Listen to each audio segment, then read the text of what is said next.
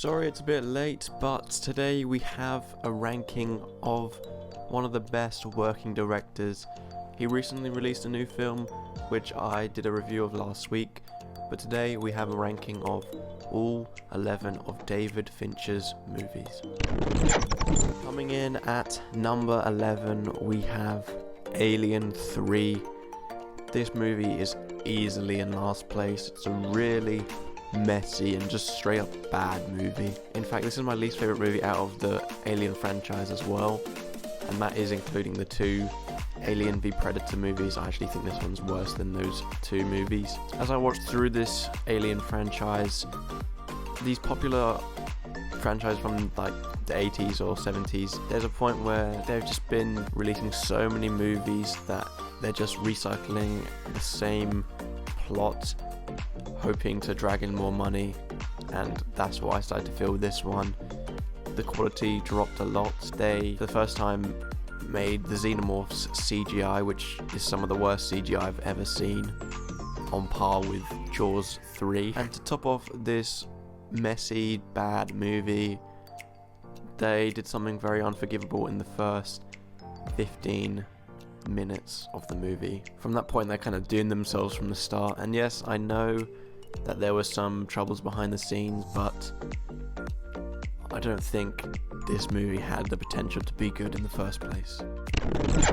Coming in at 10th place is the newly released Fincher film, Mank. The style here is really great. They've really perfected trying to make it feel and look like it's from the period of time that it's set in. They absolutely nailed that, from the green screens behind the car to make it seem like it's moving, obviously the black and white, and then stuff like the text on the screen.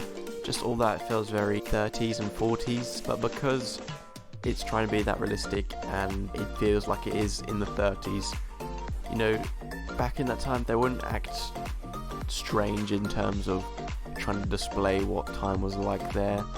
So you have to go into this movie kind of knowing about that time period, having a lot of knowledge of what was going on about around that time, the language, and as it is heavily involved with Citizen Kane, it needs you to have quite a vast knowledge of that. Not just seen it, but really understood it. I've seen it, but there were some things I didn't understand in this movie that were referenced from Citizen Kane. But you know, partially that's my fault, because this movie is pretty much really related to Citizen Kane. I'm not saying this is a bad movie by any means. It's actually a really well made movie.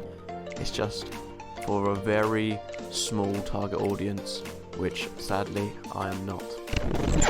Coming in at 9th place, we have The Game.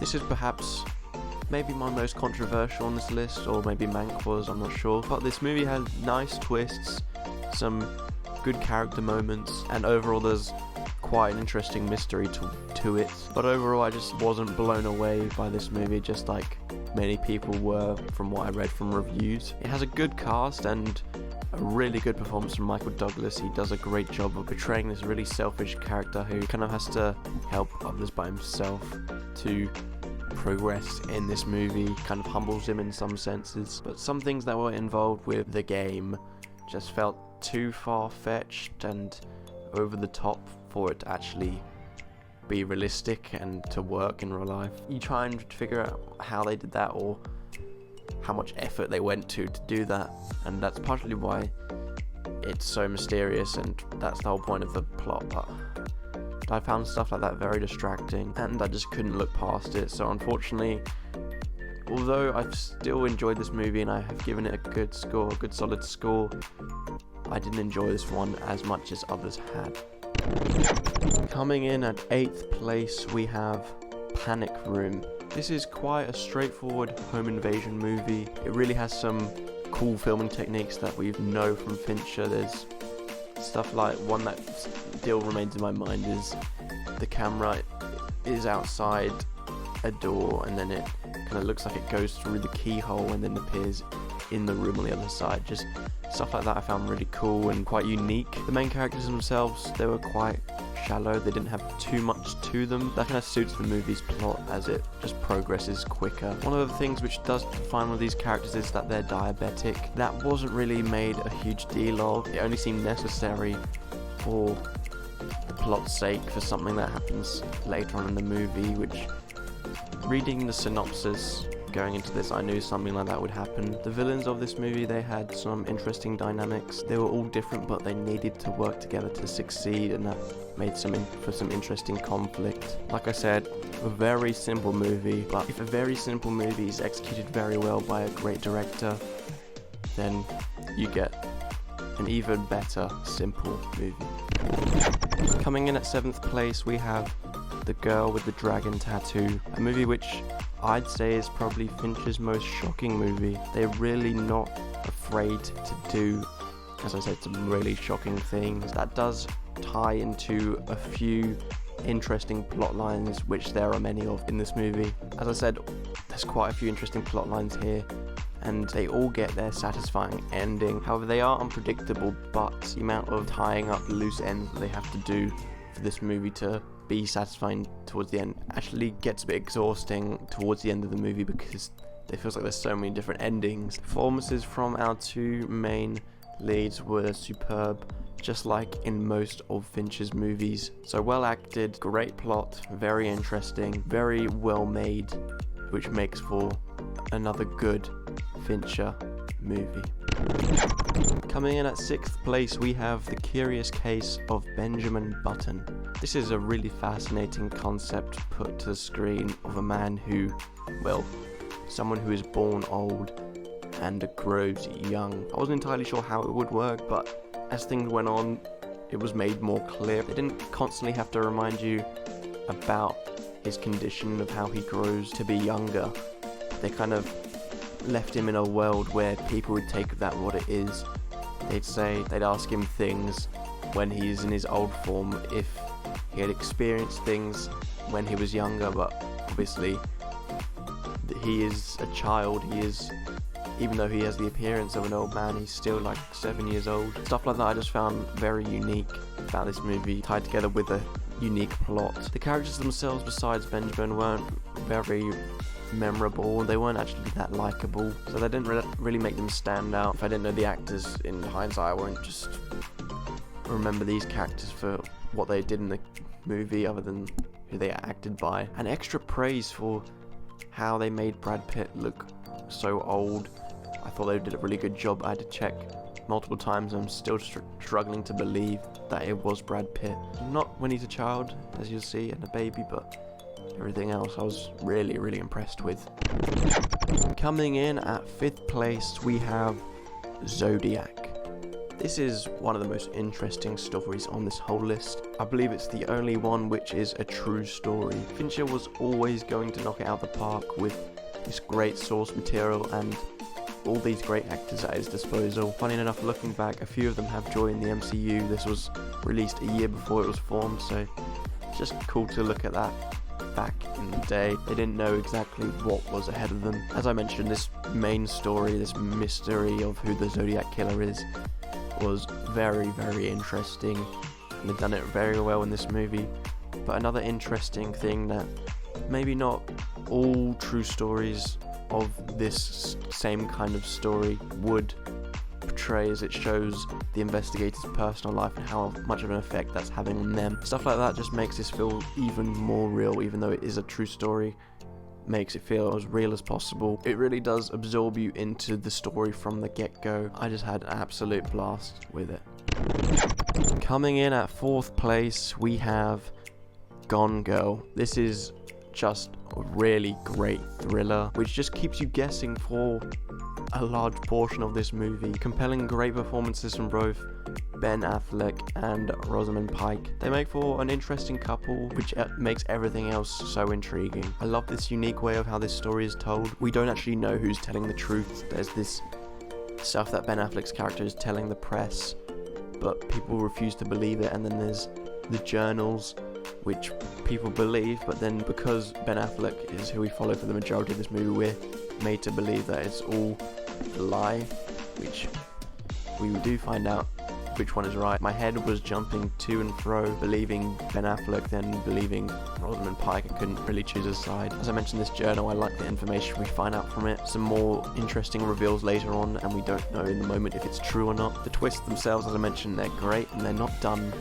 when you expect. They're actually done like halfway through the movie, but it's a really unique film, one which I'd recommend to everyone. Another great show of what David Fincher can do. Coming in at third place, we have The Social Network. Somehow David Fincher has made a superb movie out of a concept which wouldn't normally appeal to me. I can't exactly put my finger on why, but I really wanted Zuckerberg to succeed and beat the Winklevoss twins to Facebook, even though Zuckerberg is in the wrong and is made to be an extremely unlikable character. Straight from the beginning, he's made to seem like this really selfish and rude person, and that doesn't change throughout this movie. The story is fascinating and you don't want things to slow down. I really like the pace it was going at, and all that was made thanks to the great performances from Jesse Eisenberg and apparently my celebrity lookalike, Andrew Garfield. For context, a lot of my friends say we look alike. I'll chuck up a comparison on the screen.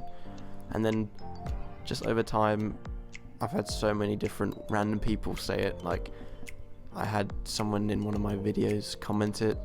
I had someone replying to one of my comments on Instagram when I commented on a meme. And then just was walking in public like a month ago, someone whispered to their friend, "Is that Spider-Man?" So I personally don't see it, but I'll take it. But anyways, a movie which I didn't think would interest me that much, but the way the actors have performed these characters and the way it's written, this is one of my favorite, obviously, David Fincher movies.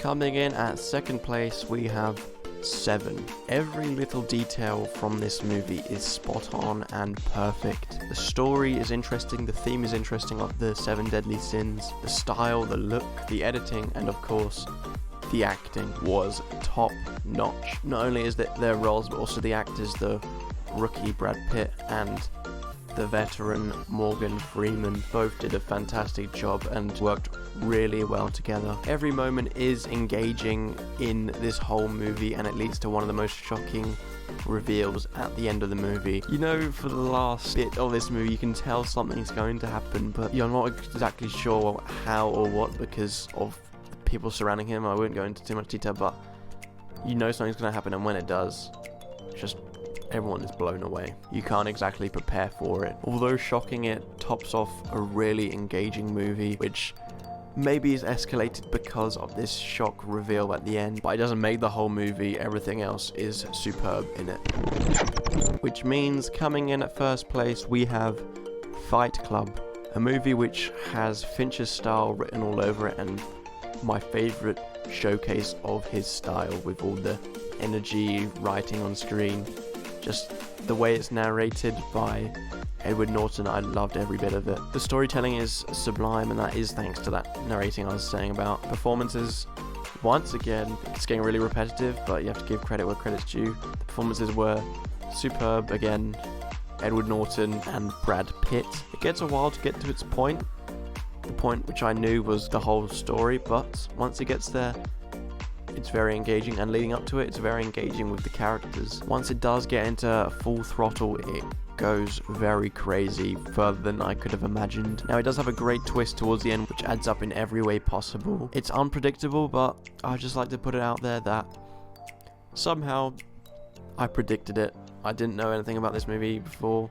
I hadn't seen spoilers, but I knew what the ending might have been, and I was correct. Just because I have super special powers and I'm an absolute genius doesn't mean it's a predictable ending. It's still very shocking, and even though I thought it was coming, the reveal was shocking. It's not obvious in the slightest. I'm just an absolute genius. Back to a more serious note, this is a superb movie which has great energy coming out of it, which makes a really great movie and one of Fincher's many masterpieces.